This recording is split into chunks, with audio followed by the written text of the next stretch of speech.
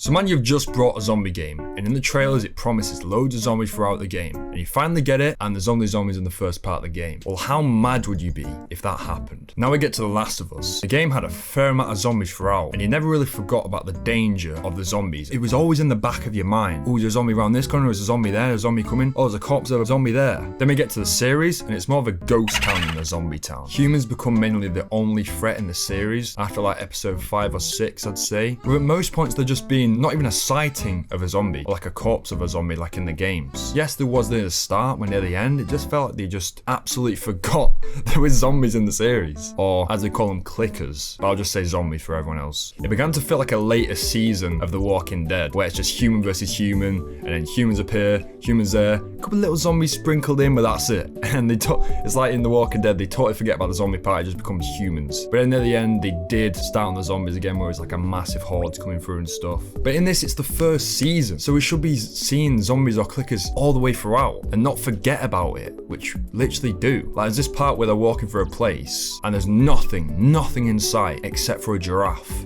And that's it, and a group of giraffes, and they walk off. No zombies to ever be seen. We should be seeing zombies all over the gaff. Here's the Urban Dictionary for gaff if you're not from the UK. There's a scene where the bloater and a large horde attack the people from Kansas City, and then at the end, they all run off with the bloater still alive. And I was thinking, they must bring him back, right? If they're gonna leave the bloater alive, he must come back for like a boss battle or boss fight at some point in the series. But no, totally forgotten about. And it won't even mean season 2, because season 2 is gonna be about something totally different. I think the amount of times zombies were shown in the series, or the amount of scenes with zombies in, I can count on one hand. Also, in the game where Ellie meets David, in that scene, a zombie attacks them, and then David pulls out a gun which he said he didn't have, and he kills the zombie. And then it kind of creates that relationship and that bond between them, because Ellie's like, he could have brought out that gun on me and shot it at me, but he didn't. And then she gains that trust for him. But in the series, she just gains the trust out of nowhere, just randomly. So I feel like if the show, because obviously they base it more on relationships between the people, but I feel like that would have enhanced the relationship more and made it seem, oh yeah, obviously she'll trust him.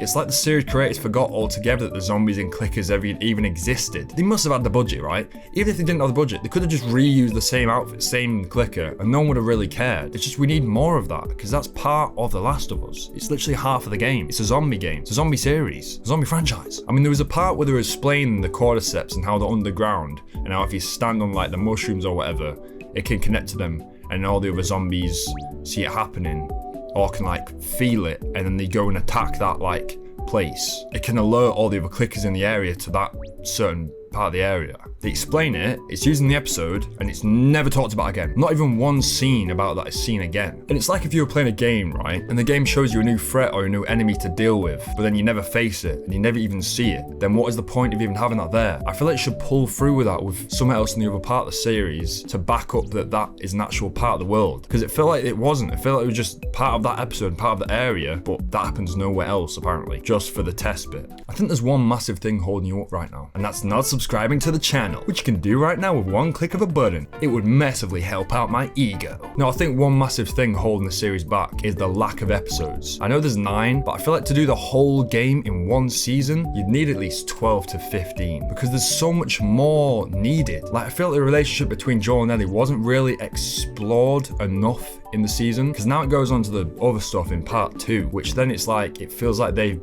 had a relationship for like years and years. Well, obviously they might do a time jump, and I feel like we need to see that stuff. Do you know what I mean? To enhance a relationship. It doesn't really hit the same way with 9 episodes. Like with 12 to 15, it would feel like more of the game and more of the whole storyline is explored better. But obviously that's down to HBO Max only giving them 9 episodes, so I mean, they couldn't really do much there. I feel like it would make Joel's reason for saving her and for taking out all the fireflies more enhanced, because right now it's like he hasn't known her for that long, and I feel like if we saw more happen to them and more of their relationship explored, then there would be more of a reasoning to say, yeah, that makes sense that he saved her and killed all those people. If there even is any reasoning for killing all those people for one person in the first place, which there isn't. I've seen that the creators have said that they've taken in the feedback, and then in season 2 they will bring in a lot more clickers and zombies and all that kind of stuff, which I feel like if they do bring back more clickers every now and then, it would make the environment and the whole world feel more dangerous and alive, or rather dead. You get that? And maybe season 2 could even be better than season 1. We never know, but we'll have to wait to see in like 5 to 10 years. But I think it all mainly depends on what they change for season 2, mainly the Abby parts. And if they do keep that stuff in, then I'm gonna make a whole video essay